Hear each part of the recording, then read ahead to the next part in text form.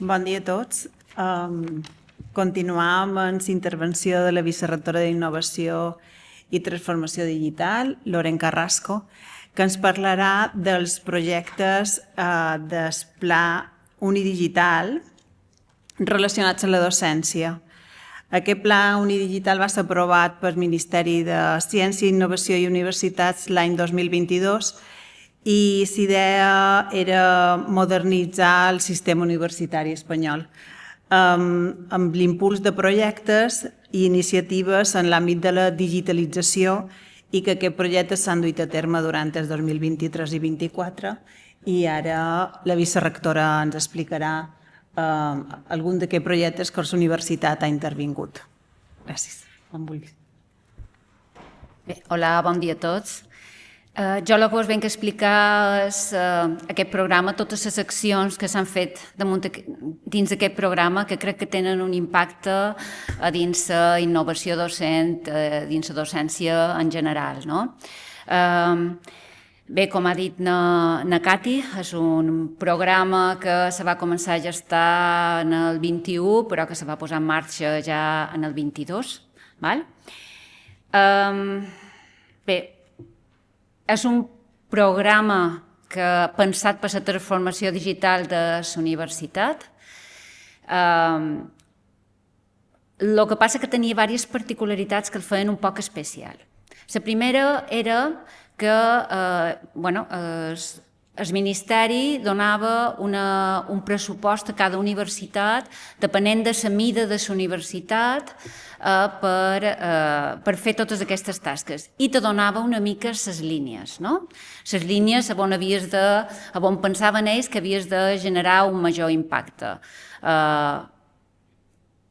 Millora de la docència, eines digitals per a la docència, ciberseguretat, millor gestió, amb eines informàtiques. O sigui, ells te donaven una sèrie de línies i te deien que el 50% del pressupost que te donaven l'havies de gastar en projectes col·laboratius amb altres universitats.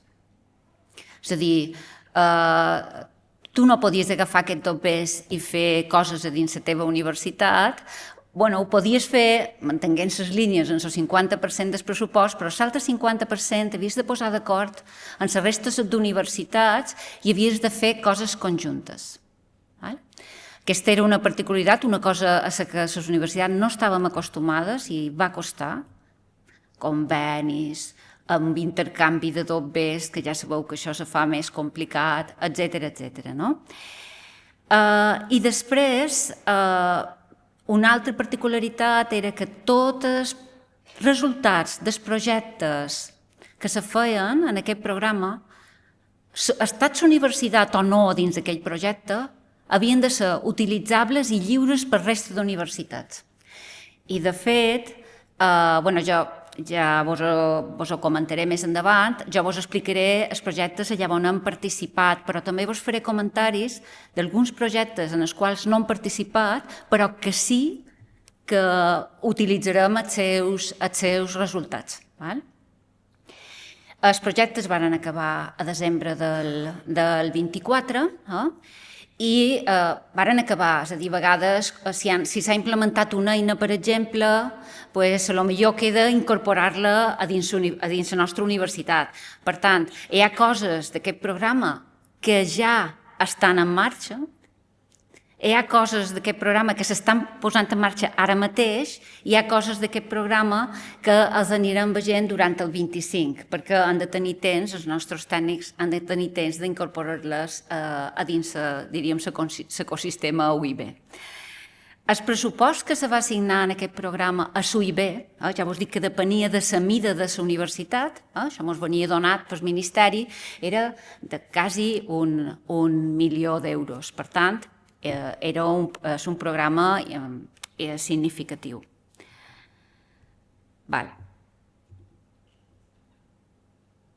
Quines accions de dins d'aquest programa han estat més directament, diríem, focalitzades en la millora docent? Aquí teniu una mica els projectes que estan més directament relacionats en la docència. Els que veig de blau més fort són projectes col·laboratius, que han estat més relacionats amb això, amb la millora docent. Els blauets més clarets són projectes nostres propis que també estan relacionats amb això. I finalment, el taronjeta és un projecte que, perquè part en aquest programa unidigital, a més de donar dobbers a les universitats, se va donar dobbers a retiris.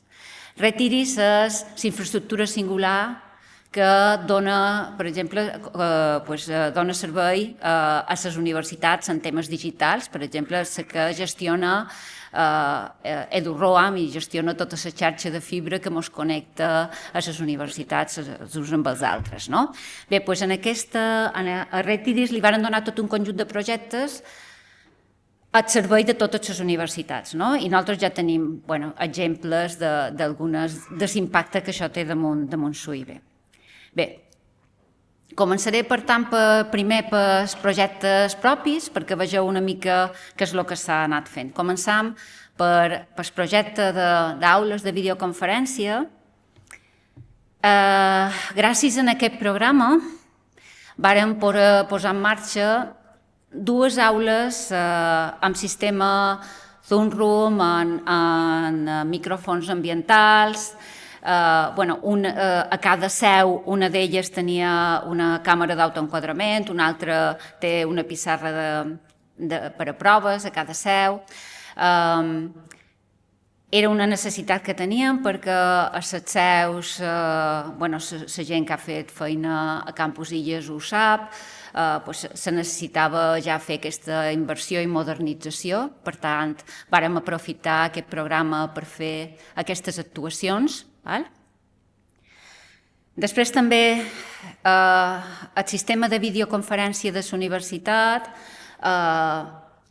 s'havia quedat completament obsolet i els elements que s'utilitzaven diríem ja no tenien ni manteniment ni res. I per tant vàrem aprofitar també aquest programa per canviar tot el sistema que s'utilitza a Campus Illes, aprofitant totes les eines que se van desenvolupar de videoconferència a partir de la pandèmia i, per tant, tota aquesta infraestructura també que ja utilitzam també s'ha duit a terme a través d'aquest programa.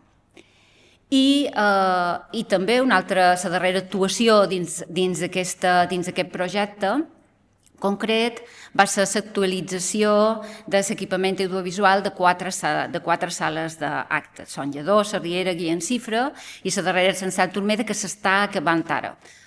Com vos he dit, el programa acabava a desembre del 24, això vol dir que nosaltres no podem gastar cap dobber a partir de desembre del 24, però si ja ho tenim comprat sí que tenim encara temps per acabar d'instal·lar. Per tant, una mica aquestes són les actuacions que s'han fet dins el programa d'aules. Hi ha un altre programa propi que també té un impacte, que ha estat la millora de la infraestructura de servidors dels escritoris virtuals de la universitat. Com vosaltres sabeu, la infraestructura d'escritoris virtuals, quan els alumnes entren, se connecten a uns servidors. Aquests servidors ja tenien més d'11 anys i això feia que el temps de resposta de l'escritori, la quantitat de memòria que hi havia disponible, les aplicacions que se podien córrer damunt dels escritoris virtuals, el número d'escritoris virtuals simultanis era bastant limitat. Amb aquest programa se va fer una renovació d'aquesta infraestructura i ara disposam d'un 50% més d'escritoris virtuals simultanis, però sobretot s'ha millorat molt l'experiència d'usuari en els alumnes quan se connecten a l'escritori virtual, perquè ara cada escritori virtual disposa de més CPU, per tant les coses se fan més ràpid a dins dels servidors, més memòria i, evidentment, això implica també un millor temps de resposta. A part d'aquests dos projectes propis, hi ha hagut altres projectes, és a dir, s'ha gastat una part important del pressupost propi, s'ha gastat en infraestructura de ciberseguretat. No ho he posat aquí perquè no té un impacte directe damunt docència, però una part del nostre pressupost propi s'ha gastat en 2 projectes relatius a la infraestructura de ciberseguretat de SUIB i crec que, sí, més o manco, aquests serien els grans projectes propis. Després ja passam als projectes col·laboratius. Una cosa important dels projectes col·laboratius és que són fruit d'una negociació. Hi ha coses en els projectes col·laboratius que ens interessen, allà on participam, nosaltres hem intentat participar en els que ens interessaven més a nosaltres, de tots els que han sortit, però evidentment se fan coses en els projectes col·laboratius que potser a tu realment no t'interessen molt, però a una altra universitat que està en aquest projecte li interessen. Per tant, és una mica perquè alguna de les coses que sortirà vos diré que això no sé si nosaltres ho emplearem, però bueno, s'ha fet perquè una altra universitat sí que li interessava. D'aquí vos present 3 projectes, després en comentaré algun altre. El projecte Unimodel és un projecte allà on han participat 16 universitats que coordina la Universitat de Valladolid, ara ho veurem, bàsicament és per millorar l'LMS d'aula digital. El projecte DigiRepo és un altre projecte que l'han fet conjuntament amb 4 universitats, coordina la Universitat de Saragossa, i el darrer projecte és el projecte Digitol, que eren 21 universitats i coordinava la Universitat de Castella-La Manxa. Hi ha altres projectes col·laboratius que també ara després breument comentaré, però que igualment no tenen aquest impacte damunt la docència. Molt bé, començo pel projecte Unimodel. El principal objectiu d'aquest projecte era implementar nous components que ampliassin la funcionalitat de Moodle.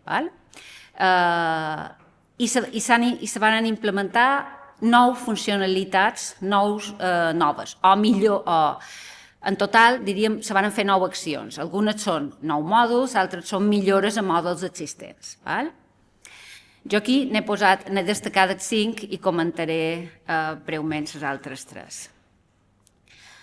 La primera és la millora de l'eina de correu. Això ja ho heu vist, perquè això ja ho tenim en marxa. Aquesta va ser un dels primers mòduls que se va acabar dins del projecte. Per tant, durant el 24 ja ho teníeu disponible. Això ha permès més facilitat per accedir a les bústies de cada assignatura, una millora en el cercador, una millora a la interfície per redactar i respondre,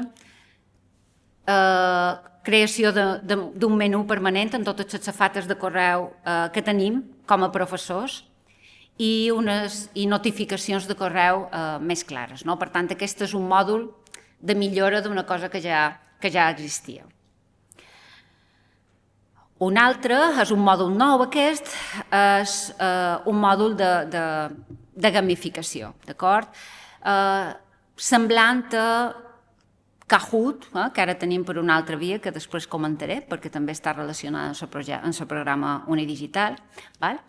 I és un mòdul allà on tu pots d'alguna manera muntar competicions amb els alumnes, pots fer equips, tens preguntes de molt de tipus diferents.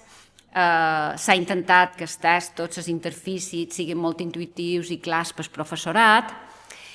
I, com la majoria d'aquest tipus d'eines, tens retroalimentació a la vista de l'estudiant, tens informes per professor, per veure una mica com ha anat aquella pregunta o aquell joc que has fet. Aquest mòdul en concret mos estan plantejant si instal·lar-lo o no, perquè tenim un problema, i és que nosaltres a SUIB tenim una infraestructura que s'anomena d'alta disponibilitat, i sembla que aquest mòdul té problemes amb aquesta infraestructura, i després també perquè és que tenim una cosa pràcticament iguala en so Kahoot que teniu disponible per tothom. Per tant, ho hem de valorar, hem de veure realment quin és l'esforç que mos costarà. Aquest era un mòdul que varen proposar altres universitats. Si teniu interès, si voleu saber més documentació d'aquest mòdul, si hi ha gent que li agrada fer aquest tipus d'activitats a classe, si jo tenc feedback, també ens pot ajudar a posar-nos més les piles, per dir-ho d'alguna manera, en intentar muntar aquest mòdul. Un altre mòdul molt interessant és el tema de... Bé, i aquí vull comentar una cosa. Ja vos fixareu, pràcticament a quasi tots els mòduls, el que s'ha intentat, la corrent subjacent és millorar la usabilitat pel professor. Perquè Moodle a vegades té moltes opcions, se poden fer moltes coses, però la seva usabilitat, la dificultat de configuració, etc., a vegades és una barrera d'entrada a fer segons quin tipus d'activitats. I el que s'ha intentat amb aquest projecte és intentar, diríem, millorar la usabilitat de Moodle. I aquest és un exemple.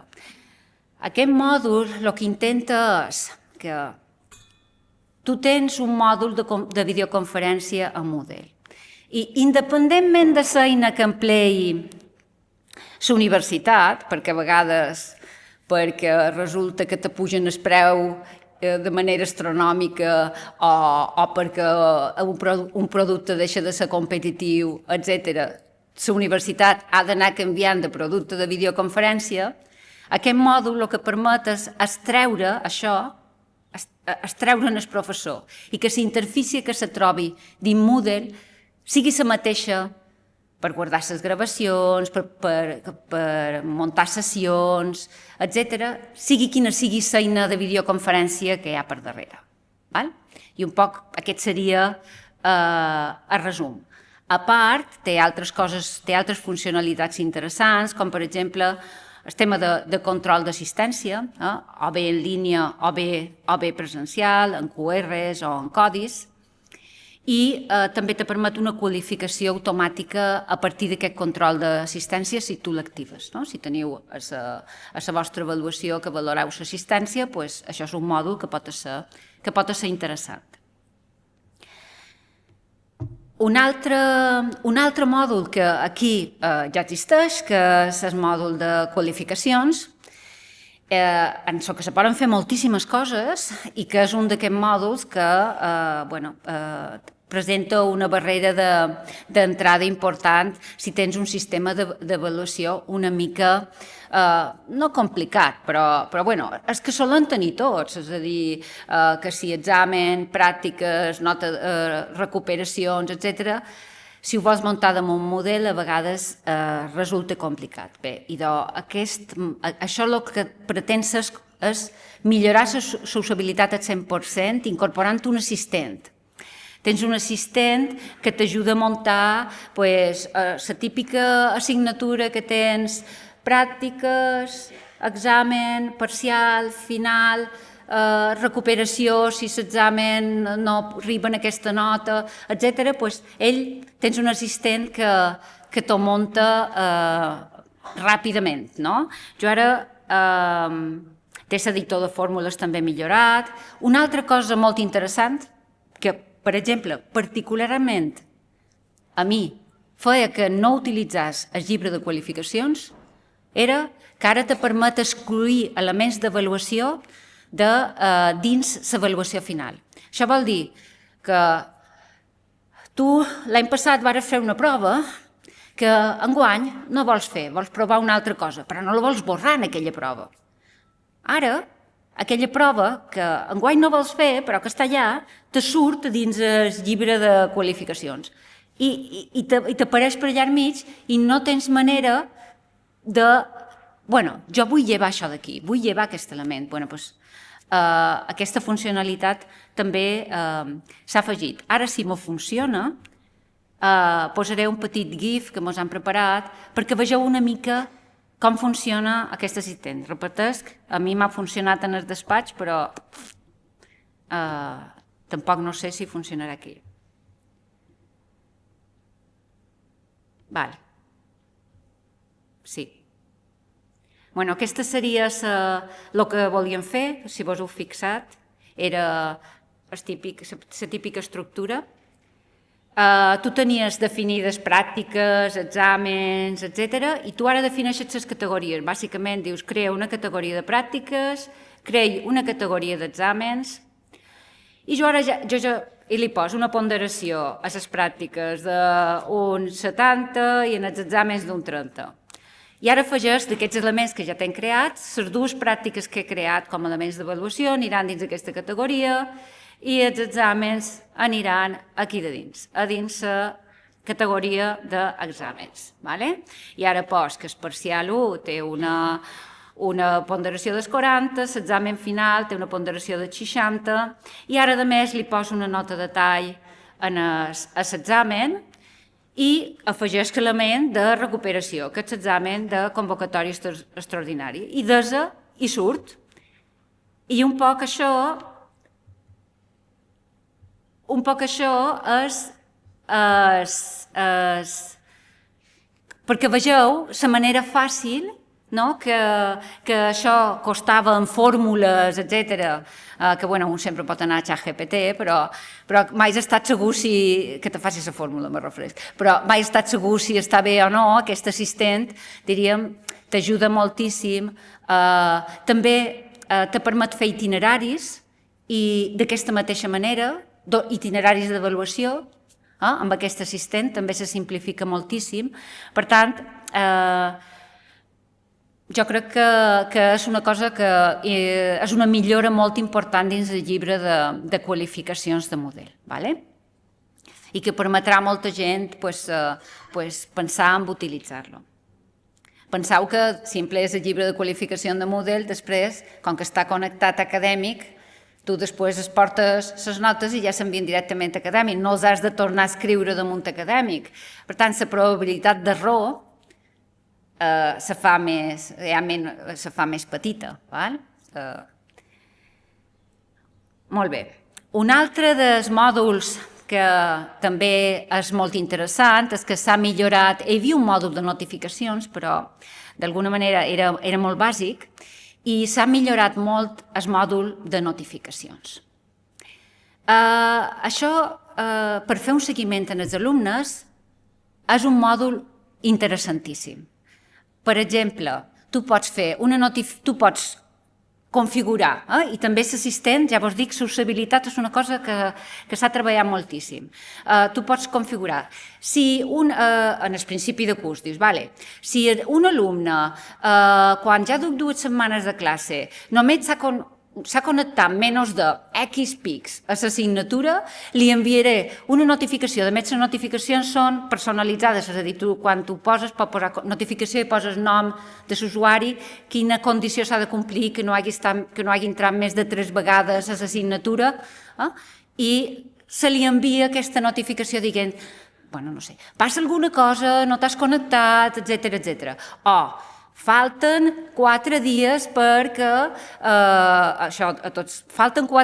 perquè aquesta prova, perquè sigui la data límit d'aquesta prova.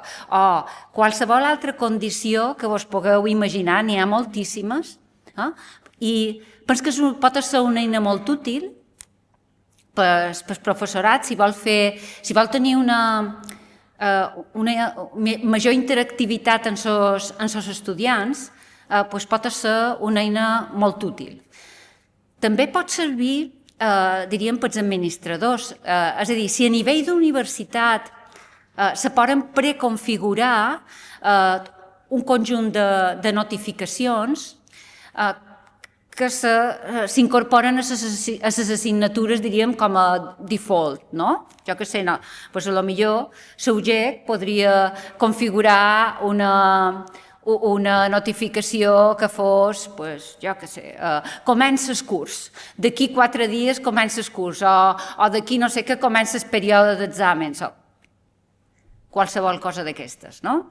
Bueno, penso que és una eina que pot ser molt útil. He dit que hi havia 9 actuacions i aquí només n'he posat 5. Vos explico una mica les altres 3.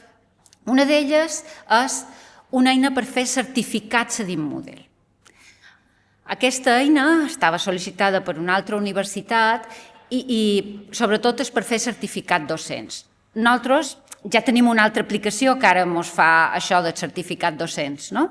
Per tant, d'aquesta part, potser no ens és tan útil, però potser per la formació permanent sí que ens pot ser útil, per exemple, a nivell de certificat d'aprofitament de l'alumne d'un curs. És a dir, no per cursos reglats de grau i màster, sinó per altre tipus de cursos, potser sí que ens pot ser útil per generar certificats d'aquests cursos d'aprofitament, etc. I, bueno, encara ho hem d'investigar. Aquesta és una altra de les, diríem, de les que s'ha posat en marxa. Una altra acció és la millora dels qüestionaris. I bàsicament torna a ser el mateix. Millora, i ja no ho he posat, però són millores d'usabilitat i d'algunes limitacions que tenia l'eina de qüestionaris, se resolen aquestes limitacions. I un poc aquestes, diríem, totes les millores del programa unidigital. Algunes d'elles ja els teniu disponibles, com és l'eina de correu. L'assistent de llibre de qualificacions la tindreu disponible segon semestre. Segon semestre? No ho volia dir jo. Segon semestre. El mòdul unificat de videoconferència també serà dins d'aquest 25, no? Però serà per el pròxim curs No, estarà per pròxims. Estarà per pròxim, val. I els agents de notificacions i el mòdul de gamificació també serà al llarg del 25, val? Per tant, s'aniran veient, a mesura que els anem incorporant a dins el nostre espai, els anireu podent utilitzar. Val. Un altre projecte que també crec que és rellevant a nivell de millora docent és el projecte DigiRepo. La universitat, com a tal, no tenia un repositori institucional. I per elements, vídeos, podcasts, imatges, per recursos digitals, el que estàvem utilitzant ara, bàsicament, era canals de YouTube. El problema en els canals de YouTube és que no tens control, és a dir, a un moment determinat te'ls volen llevar, te'ls lleven. Ara, quan hem posat en marxa aquest projecte, m'ho hem donat compte de lo difícil que és treure coses de YouTube, és a dir, que el control que tens damunt d'aquell contingut és el que és, no? Per tant, era important tenir aquest repositori institucional. Aquest programa unidigital ens ha permès, juntament amb 4 altres universitats, desenvolupar un repositori institucional que, a més, ha estat seleccionat com un dels projectes per Red Iris, de manera que aquest repositori estarà durant uns anys a les infraestructures de Red Iris. I més universitats se podran afegir si els interessa. Bàsicament, a part de ser una plataforma allà on pots accedir a tots els recursos digitals, a nivell de metadades de tots els recursos està bastant desenvolupat, per tant, les cerques són molt fàcils, té una integració directa amb aula digital, per tant, des d'aula digital tu podràs incorporar continguts a dins aquest repositori, té un servei de transcripció automàtica del material audiovisual, traducció directa de subtítols en els vídeos, que vàrem haver de fer una mica de cerca amb això, perquè ara ja amb eines d'ahir ja s'ha simplificat bastant, però si empleam el nostre dialecte balear, doncs encara la cosa no acaba de funcionar en 100%. He hagut d'anar cercant una mica quines serien les eines més adequades per fer això. Jo ara entraré dins la versió de... Encara no el tenim en marxa, però el posarem en marxa. Estem acabant, ens han donat la plataforma, però ara d'alguna l'hem de configurar. Llavors entraré dins el que és el pre, el portal de preproducció d'aquesta plataforma. Com veus, encara els vídeos no són de SUIB, són de l'empresa que se va subcontratar per desenvolupar aquesta plataforma, però com podeu veure hi ha el contingut en diferents idiomes, teniu sempre una part de destacats, temes, coses que se facin en directe, i després hi ha mediateca dividida en categories. Bé, el típic que te pots trobar a una plataforma d'aquest estil, més visualitzats, afegits recentment, etc. Ja vols dir que els continguts aquí no pinten res. Si hi ha qualque cosa nostra és que li hem ficat per fer una prova, però vamos. I una mica aquesta seria la pinta que té aquesta plataforma i que estarà, ja vols dir, integrada amb les eines d'aula digital. Molt bé. El darrer projecte que vos vull comentar, després en comentaré algun més, però ja que té un impacte més residual, seria el projecte Digital. En aquest projecte participen un munt d'universitats, no sé si vau recordar, però n'hi havia d'haver 21, i el lidera Castella-La Manxa i participa la Complutense de Madrid, València, Salamanca, Granada, Sevilla, nosaltres, Saragossa, Navarra, és a dir, participa en moltíssimes universitats, i és un projecte per desenvolupar material formatiu i per certificar, és a dir, també desenvolupa material d'avaluació i una plataforma de certificació amb competències digitals seguint el marc europeu DICO. Aquest marc europeu està definit aquí. Com veus, se divideix en 5 àrees: cerca d'informació i gestió de la informació, comunicació i col·laboració, és a dir, treball col·laboratiu, creació de continguts digitals, seguretat i resolució de problemes. Dins cada una d'aquestes àrees hi ha 6 nivells diferents, que van des d'un nivell introductori, on jo m'introduesc i conec els bàsics, les coses bàsiques de cada una d'aquestes àrees, fins al 6è, que és un nivell ja especialista.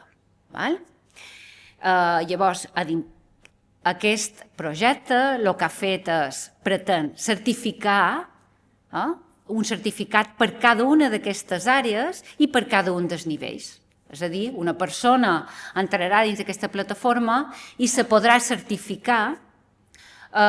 Jo me certifico en l'àrea de comunicació i col·laboració nivell 3 i s'han definit específicament totes les competències relatives en aquesta àrea i en aquest nivell, i tu te certifiques d'allò. Aquesta certificació d'aquesta plataforma l'empleen per ara 21 universitats i n'hi ha més d'interessades. Vol dir que això té una atracció important.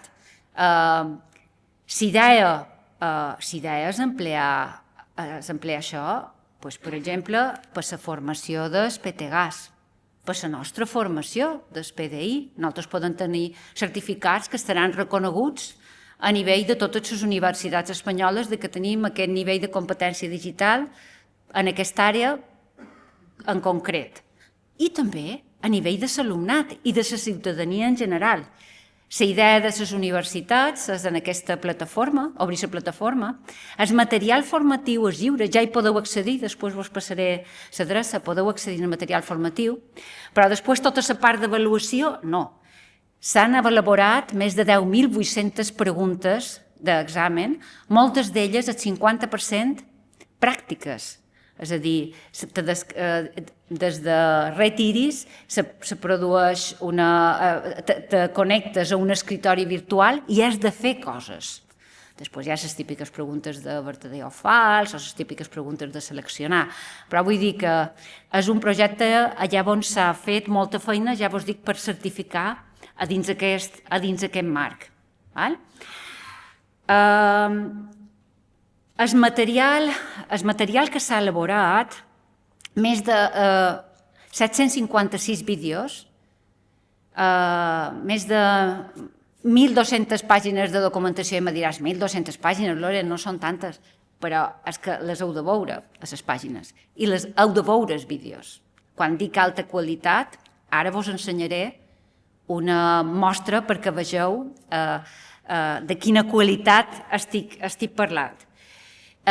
Tot aquest material se tradueix tant en el català, en el gallec, a l'euskera, perquè hi havia universitats de tota la geografia espanyola. I nosaltres, per exemple, una de les nostres tasques ha estat la traducció en el català de tot aquest material. Ara vos posaré un vídeo, un minutet i algo, perquè vull que vegeu una mica la qualitat del material que s'ha elaborat en aquest projecte.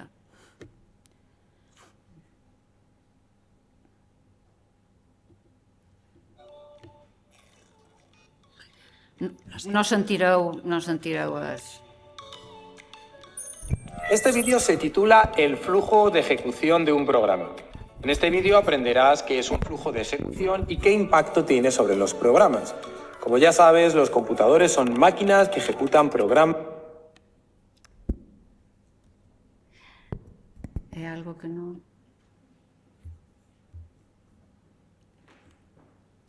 ¿Qué ha pasado? Esto? No.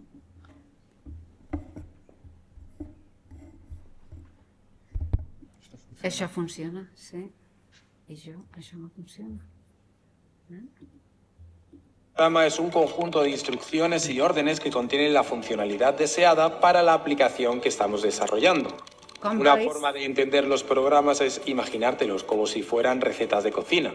Ya sabes, para cocinar algo, simplemente tienes que realizar una serie de pasos siguiendo un orden concreto. Por ejemplo, para hacer una tarta de queso, primero tienes que mezclar los huevos con el azúcar, batir la mezcla, después añadir el queso crema y mezclar con un poco de harina de trigo.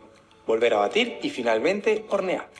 Si te equivocas siguiendo estos pasos o los haces en otro orden, es muy probable que la receta salga mal, o al menos no como tú esperabas.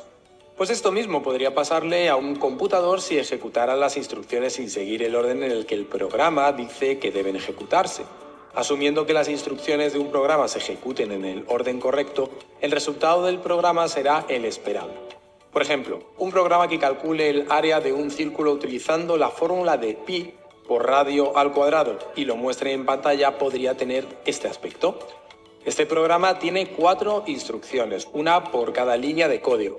En la primera instrucción se indica cuál será el valor que utilicemos para la constante pi, que utilizará el programa después en el cálculo. En este caso, un valor truncado a 3 decimales para simplificar el ejemplo.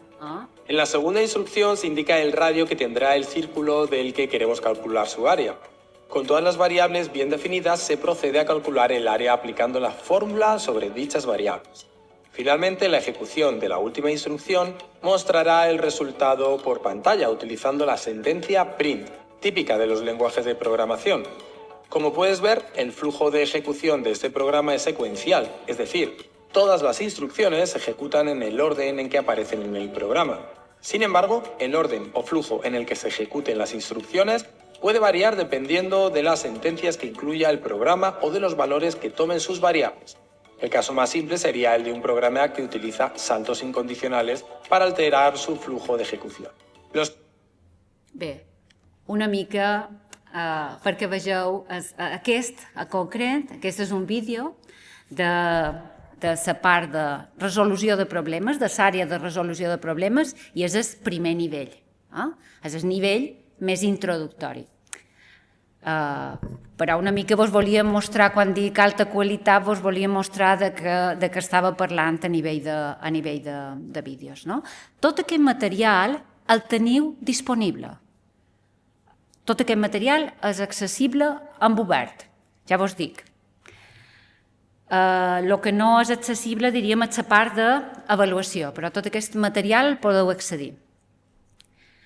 A la part d'avaluació s'ha fet també molta feina. S'han desenvolupat activitats d'autoavaluació, que aquestes també se pot accedir, crec, a les d'autoavaluació. I després hi ha les activitats d'avaluació, pròpiament dites, que aquestes no, perquè clar, després s'emplearan per certificar. I com vos he dit, s'han elaborat més de 10.800 preguntes i el 50% són preguntes pràctiques, és a dir, a tu te presenten allà un escritori virtual, una màquina, i te diuen en aquest has de canviar has de canviar aquesta configuració del navegador per deshabilitar les cookies, i tu ho has de fer per tenir la certificació. Bé, una mica crec que és una iniciativa molt interessant que nosaltres, juntament amb tots els altres, ara s'està acabant de tancar la plataforma de certificació, però crec que és una oportunitat per nosaltres, ja vos dic, per la formació tant dels PTGAs com dels PDI i com dels alumnes, i inclús les altres universitats estan pensant oferir aquesta plataforma i posar-la al servei de la ciutadania. És a dir, tu vols tenir una certificació de tal nivell d'aquesta, has de pagar X per fer l'examen, i els exàmens, està pensat que els exàmens siguin presencials a les universitats, és a dir, tu pots emplear els materials i ho pots fer que teva, ho pots fer online, i després l'examen el fas presencialment a la universitat on empleen aquests escritoris virtuals, i a partir d'aquí la universitat pot emetre el certificat que tens aquell nivell. I una mica aquest és el programa Digital.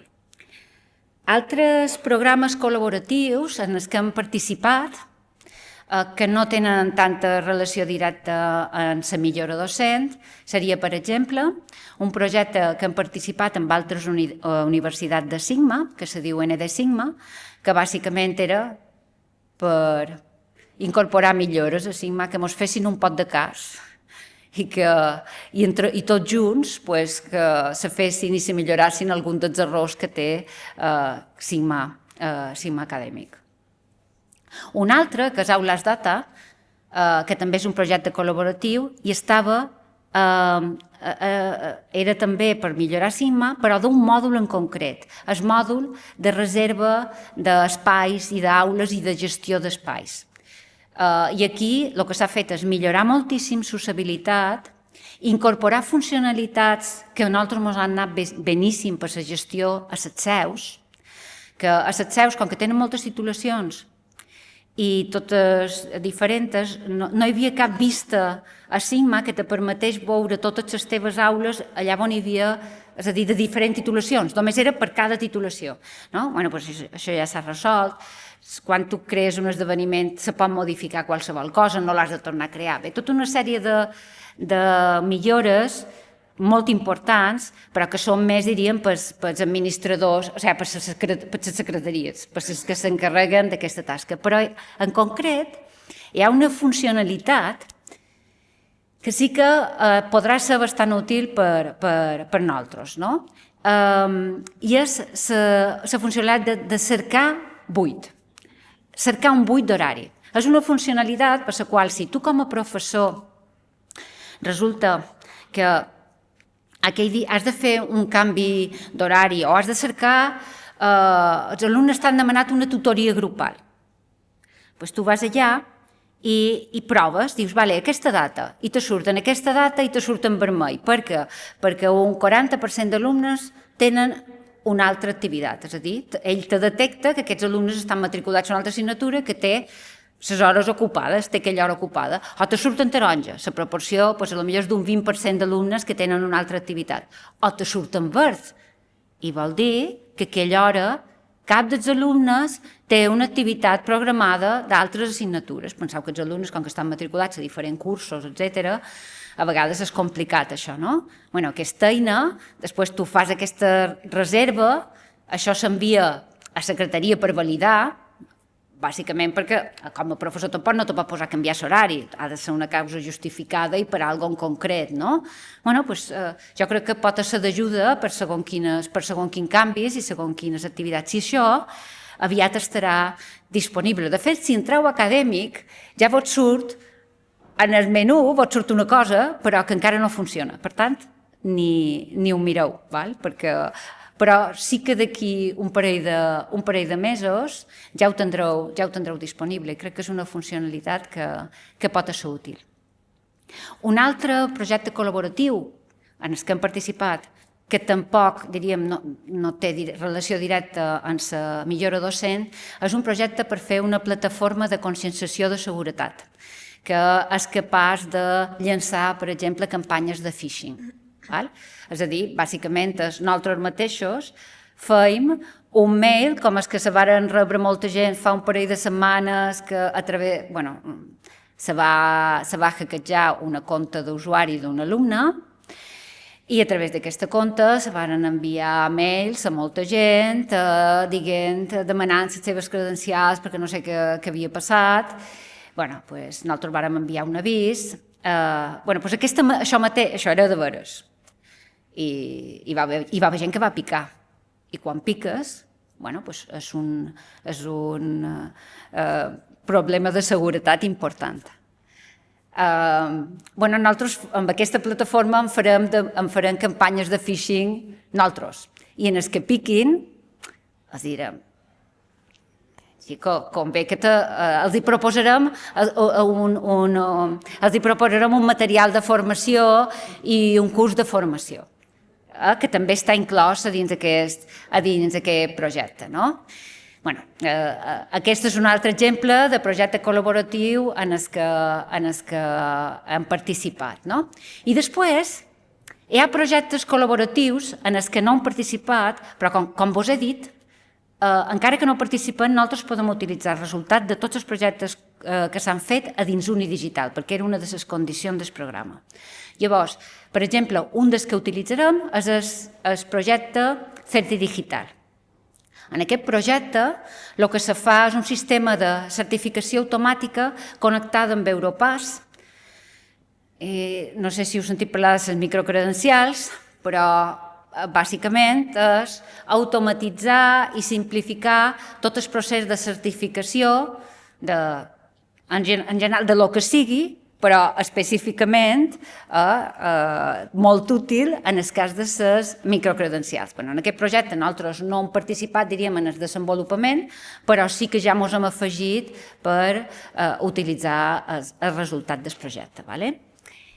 I el darrer de tot és aquest projecte d'aquí, que és un projecte de Retiris, i és el projecte de llicències d'aplicacions d'eines que ens ajudin a fer feina. Nosaltres ja vos hem posat a disposició, els que volguéssiu, llicències de Geniali. Jo vos he de confessar que a Eurobaixa vaig dir, vaig a fer aquesta presentació en Geniali. I aquesta presentació, que va ser quita, això vaig estar a Eurobaixa, no l'havia empleat mai, però la veritat és que me va impactar la quantitat de coses que se poden fer. Jo no hi vaig dedicar molta estona i te'n dones compte de que se poden fer bastantes més coses, però crec que és una eina molt interessant perquè te poden quedar presentacions molt xules. Ja vos dic, aquesta presentació que veus aquí és la feina d'una hora baixa. Vale? Una altra de les eines de les que teniu llicències és Kahoot, que és aquesta eina per fer preguntes a classe, etc. Vale? També he fet una pregunta, no? Pels que no l'havíeu utilitzat, no sé si me funcionarà o no. Bueno, doncs ara mos sortirà el codi, start. Vale. Si voleu entrar a www.kahoot.it i poseu aquest codi, podeu contestar a la meva pregunta. Puc fer més gros en això?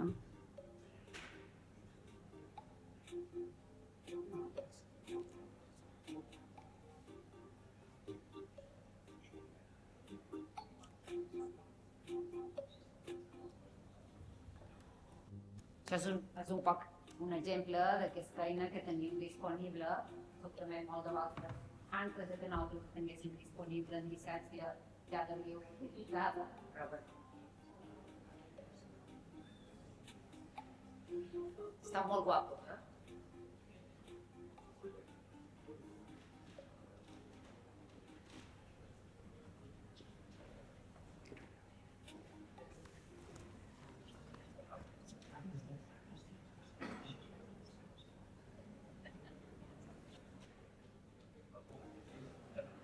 La informació d'aquestes llicències, tant de Geniali com de Kahoot, en teniu, o sigui, si vos interessa, simplement heu d'anar en el portal de Pas PDI i allà vos diu com heu d'accedir a la llicència i bueno, en tenim disponibles per tothom que li interessi. Ara, molt bé, jo crec que ja hi ha molta gent aquí.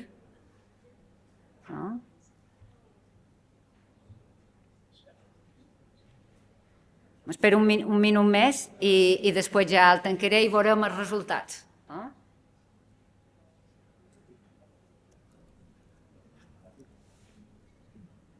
Jo crec que ja està.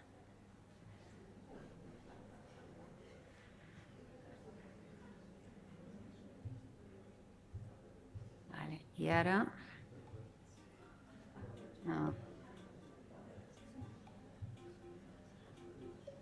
Vale. I ara què faig per veure-ho? Ara, veus?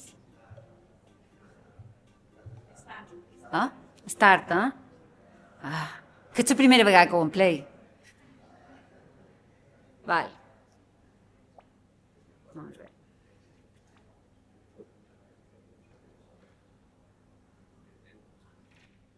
Bueno, aquesta és la pregunta que...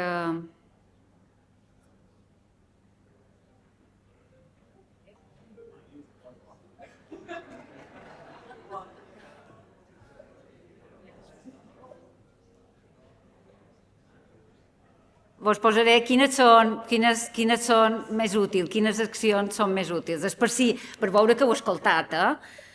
El projecte digital, que és el vermell, els espais de videoconferència, que és el groc, el d'Unimodel, que és el blau clar, el projecte de repositori de recursos audiovisuals, que és el blau fort, els de les llicències, aquestes, que és el verd, i el lila, que és el de la millora de les infraestructures d'escriptoris virtuals. Aquestes són les respostes. I la pregunta és quina vos penseu que pot ser més útil per nosaltres. Vale?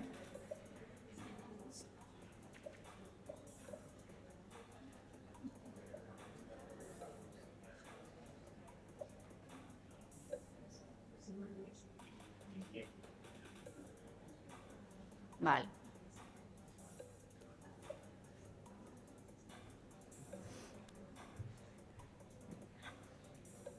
Crec que tenia posat un minut i alguna cosa.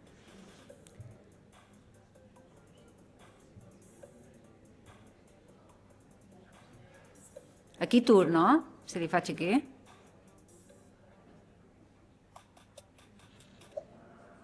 Vale. Bueno, doncs aquí surt el resultat, no?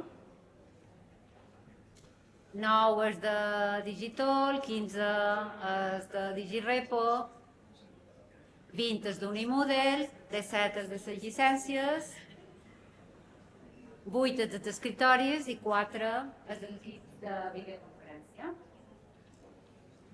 Bueno, res, un exemple. I ara, si teniu preguntes, estic a la vostra disposició.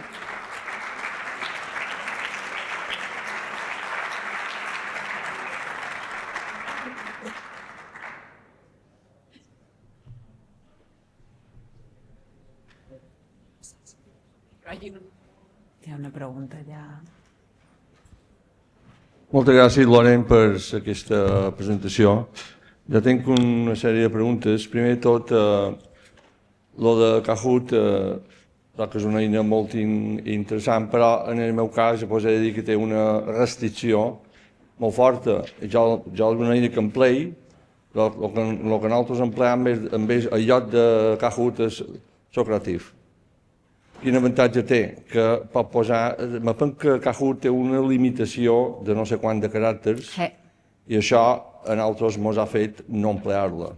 Jo crec que no és culpa teva, però és que van dir aquesta eina s'ho haguessin pogut mirar un poc. Sí, de fet, evidentment això és una decisió de Retiris, que va fer una licitació i és que, és a dir, vos diré com va anar. Els plecs de la licitació se varen escriure intentant, i la idea era que a veure si guanyava Socrative. Però va guanyar Kahoot. I licitacions públiques, això és el que passa. No hi havia, a nivell de funcionalitats, no hi havia la suficient diferència des del punt de vista del plec de contractació com per diríem, compensar la diferència de preu, crec, bàsicament. Sí, però estic completament d'acord. La idea de tota la gent que estava allà era que a veure si sortia Socrative. Però bueno, amb aquesta eina per segons quines coses te pot servir, per segons quines altres és vera que té alguna limitació. En el nostre cas, no és mèrit meu, però tenim una base de dades enorme de qüestionaris de Socrative amb moltes assignatures i ens ha estat impossible adaptar-lo. Dir això, si ho pots passar en aquests menys il·luminats, que crec que s'ho haguessin pogut mirar un poc. Una altra cosa, has parlat de les qualificacions de Moodle i el de l'assistent. Una cosa que jo no feia servir les qualificacions de Moodle, passava per ells, i suposo que molts d'aquí també ho fèiem, era que el Moodle no dic ara, no acceptava notes mínimes. És a dir, tu no podries posar a Moodle si l'alumne té una nota mínima que d'alguna forma no tingués en compte aquella. Això ja està... Això li hem de demanar, no sé, jo ara no te puc contestar. Cati, potser ho pots explicar? Bueno, en principi penso que sí, que sí que està cobert, sí. De totes maneres, aviat farem una formació i explicarem en detall tot allò que... Però en principi crec que sí, que se tenia en compte. Era una de les peticions, el tema, perquè la majoria era una de les peticions. Jo recordo això de notes mínimes. Sí.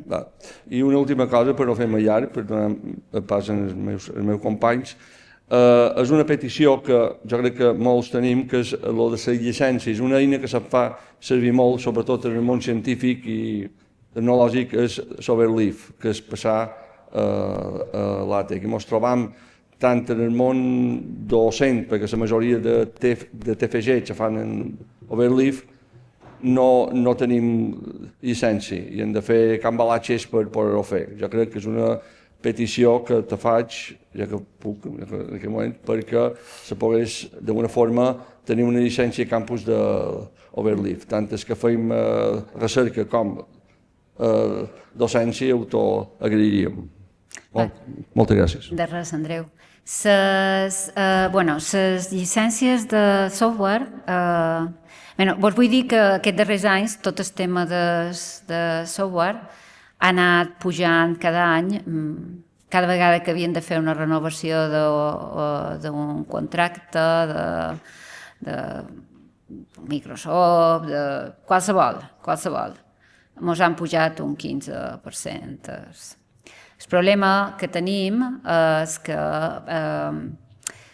com més software, campus tens, més enguinxat estàs. I al final, com que se feia impossible a nivell pressupostari, el que han fet, hem establert una sèrie de criteris.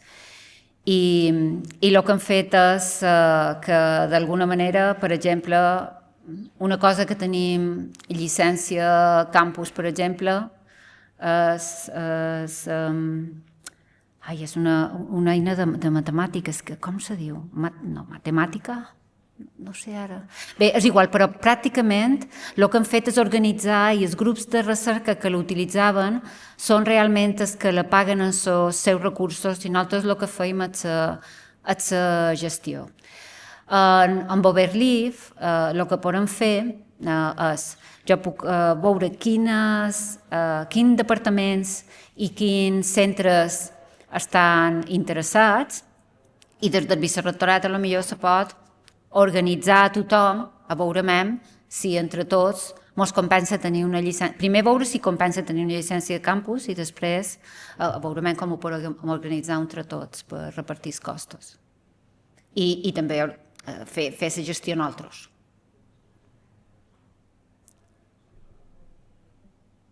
Alguna pregunta més? No. Donar moltes gràcies a la vicerectora. I ara, seguint el programa, tenim un petit berenar que el farem aquí a la part de dalt, davant la porta de l'entrada, i tornem a reprendre en la conferència a les 11:45. Gràcies.